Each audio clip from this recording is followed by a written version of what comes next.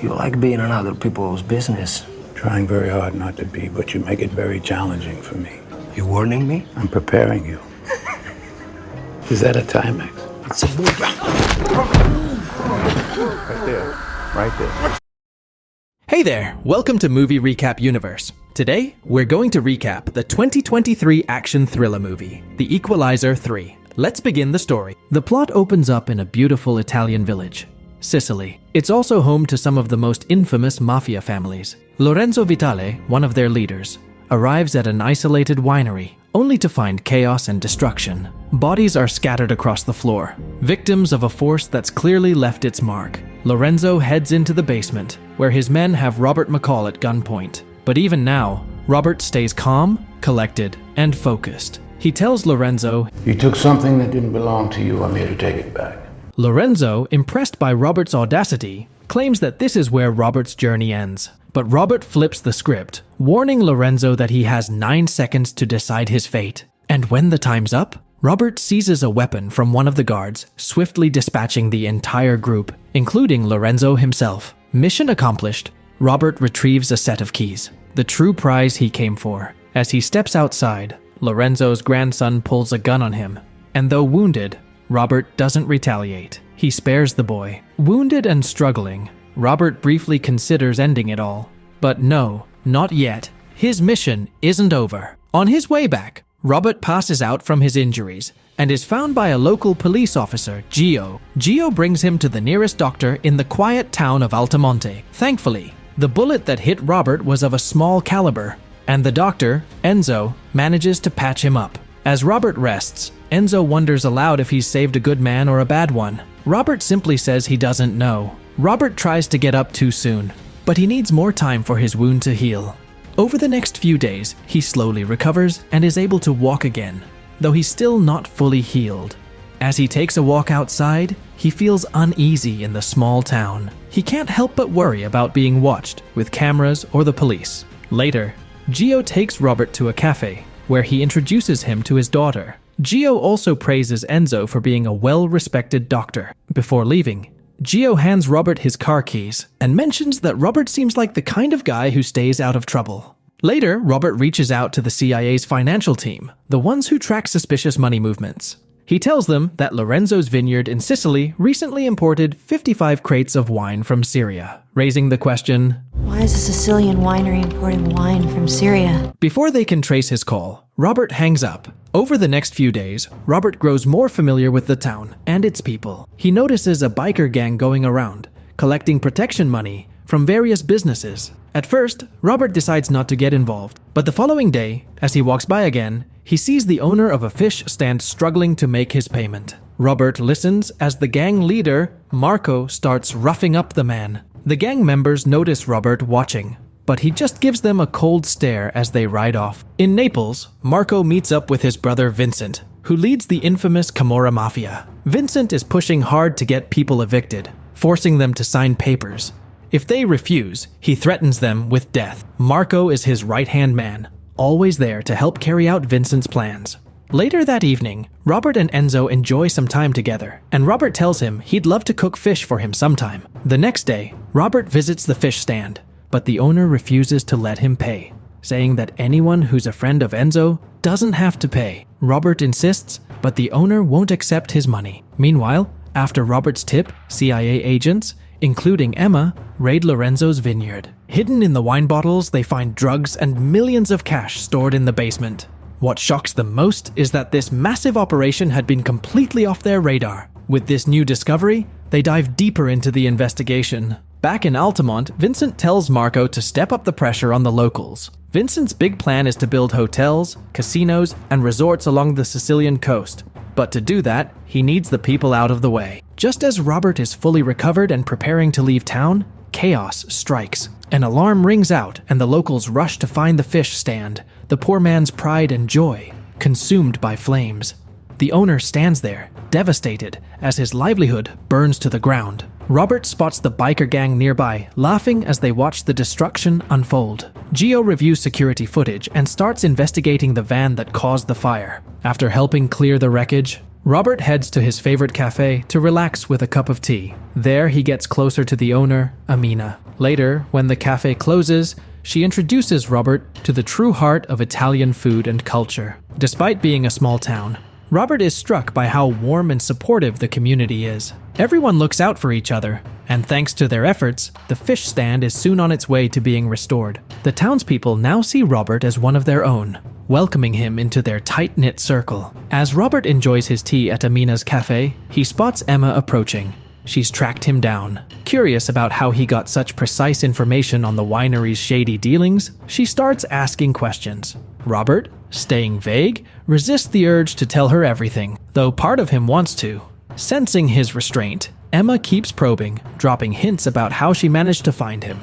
Robert then lays out the situation, subtly reminding her that he's not someone to take lightly. As she leaves, she calls out his name, catching Robert off guard with a grin. Meanwhile, Gio receives a disturbing call. His daughter left school early, with someone claiming to be an officer. Alarmed, he rushes home, only to find Marco and his thugs holding his wife and daughter hostage. This is payback for Gio's digging into the previous incident in town. Helpless, Gio is brutally beaten in front of his family. Before leaving, Marco delivers a cold warning. If Gio interferes again, there will be even worse consequences for his loved ones. After the brutal attack, Gio recovers at Enzo's, and Robert sees the aftermath firsthand. Enzo explains that the Camorra mafia is like an incurable disease. They just have to live with it. While out for a jog, Robert unexpectedly runs into Emma at the church. She informs him that their investigation hasn't uncovered anything about him. To their system, Robert is a ghost. As a result, he's no longer a suspect in Lorenzo's death, at least for now. Lorenzo, who spent a decade on Interpol's most wanted list, was notorious for running a massive cybercrime empire. Seeing Emma's lack of experience, Robert offers her more insights. He asks a pointed question. Why smuggle drugs into the most secure port in the entire region? Emma realizes Robert came to her with this information on purpose, but she's still trying to figure out why. As Robert enjoys his evening, Marco and his henchmen storm in, pressuring Gio to persuade the Somalians to lend them their boats. Marco, visibly anxious about his family's safety, stays silent. Robert locks eyes with Marco, who eventually challenges him. Marco accuses Robert of sticking his nose where it doesn't belong. Robert fires back, saying Marco's actions make it hard not to get involved. He points out that timing is everything and warns Marco that his timing is particularly bad. Robert advises Marco to stay away from the town or face the consequences. Marco initially laughs off Robert's threat, but his amusement fades when Robert twists his arm, increasing the pain. Marco orders his men to leave and places his gun on the table. As Marco plans to execute Robert, a van driver unexpectedly runs over one of his men, and the driver is found dead. Robert, armed only with a bottle, takes down a third henchman, leaving Marco alone with just a knife. Robert overpowers Marco, breaking his arm in the process. He then forces Marco into a position where Marco's own actions lead to his death, all while Robert watches intensely. In the morning, the police find drugs in the van, and Gio suspects who's behind the setup. Meanwhile, in Rome, a devastating bombing occurs. Emma receives a call from her partner, revealing that Syrian nationals are implicated in the attack. This links the drug money to the bombing activities. Emma recalls Robert's tip and believes the key to solving this mystery lies in Naples. She plans to question local dealers. Emma visits the Naples chief of police with a list of people she wants to interview. The chief refuses to let her question one particular inmate. Undeterred, Emma takes matters into her own hands and gives the inmate a chance to provide information. The inmate reveals the location of one of their bases, which the Italian SWAT team then takes over. As Vincent grieves his brother's death, the police chief warns him about the CIA's involvement and advises halting his operations. He warns that Emma might uncover the Camorra's connection to buying drugs from the bombers, which could jeopardize their business. Vincent, indifferent to the threat, vows to handle Emma himself and orders the chief to find his brother's killer. When the chief insults Vincent by calling him a barbarian, Vincent simply cuts his hand in the most barbaric way. He severs the chief's right hand in a brutal display of what happens to those who defy him. As Emma heads to meet the chief, Robert calls her, warning that she should be focusing on the Camorra, not the bombers. Just as she ends the call, her car explodes and she barely escapes with her life. She's rushed to the hospital, where she tells her partner about the Camorra's involvement. Meanwhile, Vincent arrives in Altamont. He drags Gio to his knees and gathers the townspeople, demanding to know who killed his brother. He threatens to kill Gio's family in front of him if no one confesses. Unable to bear the suffering, Robert steps forward and admits to the killing. He lowers his weapons and surrenders, but Enzo intervenes to protect him. The townspeople begin recording the scene, and as sirens approach, Vincent reluctantly retreats, promising to return. Robert whispers that it will be sooner than Vincent expects. Back at the mafia's place, Vincent's men have no information on Robert, but Vincent vows to destroy him and burn Altamont to the ground. They plan to set out the next day. While Vincent sleeps, Robert quietly takes out the guards outside and dispatches those inside with a silencer, including the one responsible for the cameras. Robert eliminates about 15 men without making a sound. Vincent wakes up to find a body crashing through the glass. He orders his men to stay alert, but they're all murdered. Desperate, Vincent checks if any of his men are still breathing.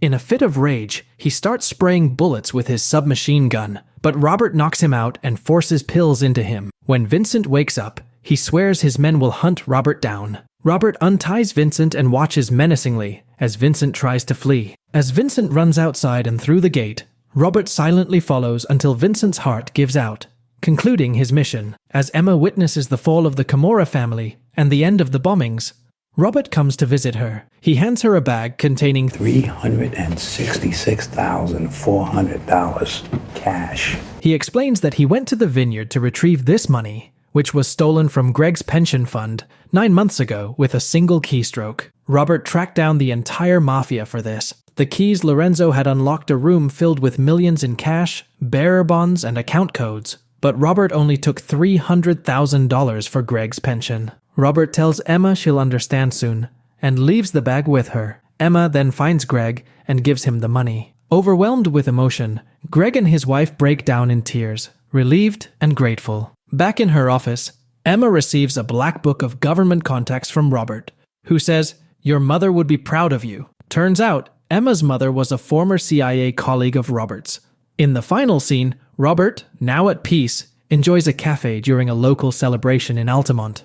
Well, that's the end of this recap. What did you think of Robert's journey and the surprising twist at the end? Drop your thoughts in the comments below. And don't forget to hit that subscribe button and ring the bell for more updates. Thanks for watching.